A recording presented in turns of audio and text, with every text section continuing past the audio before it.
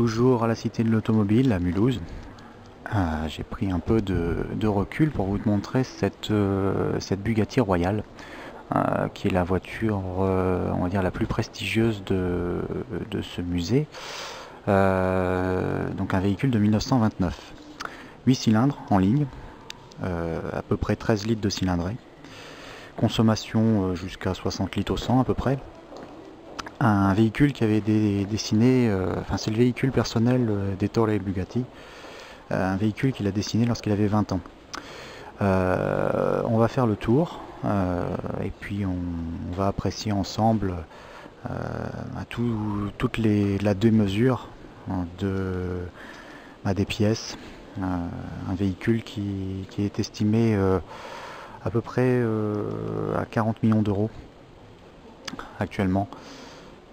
Voilà. Donc ici on voit bien, rien qu'au niveau des roues, le diamètre, on est à 1 mètre de diamètre. Un véhicule qui est quand même en vitesse de pointe, monté jusqu'à 200 km/h. Donc ça c'est assez difficile surtout de l'arrêter après, parce qu'on est quand même sur des freins à tambour.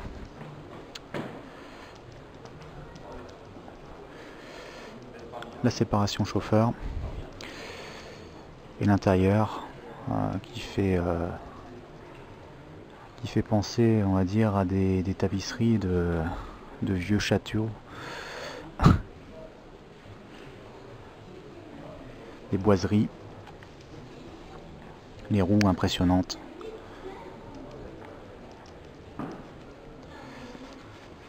Avec un réservoir de 200 litres. Je vous montre vraiment le véhicule sous tous les angles. Un véhicule qui fait plus de 6 mètres de long.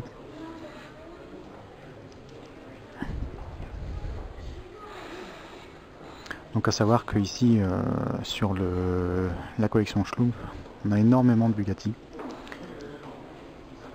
C'est le plus beau musée du monde qui regroupe le plus grand nombre de Bugatti.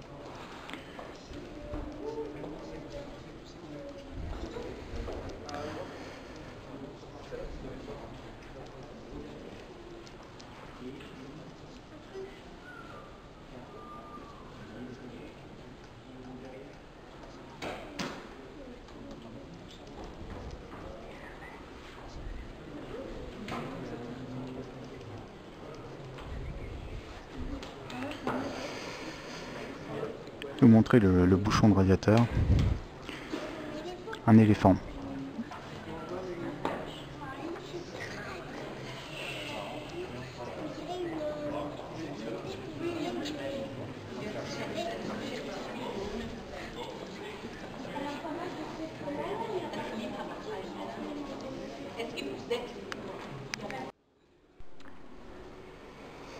Une nouvelle Bugatti, 8 cylindres, 5 litres 3 de cylindrée, 140 chevaux.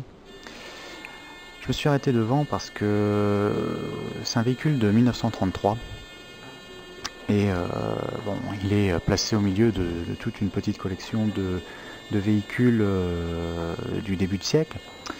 Il y a une chose qui est quand même assez intéressante, c'est l'inclinaison de ce pare-brise et la recherche donc de l'aérodynamisme. Quand on se met de profil, on voit bien donc la fluidité qui est recherchée.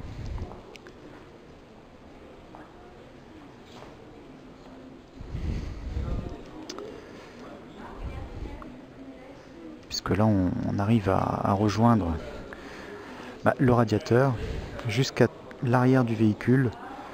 On n'a quasiment pas de raccord. Le véhicule est d'une fluidité vraiment impressionnante, extrême pour l'époque. Chose assez rare. Donc je pense que ça méritait l'arrêt, la petite vidéo, et de passer un petit peu de temps autour de ce véhicule. Donc vous voyez, 1933.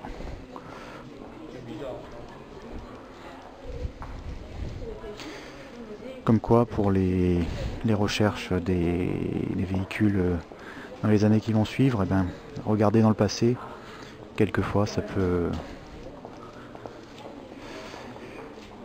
amener des idées, redécouvrir des idées.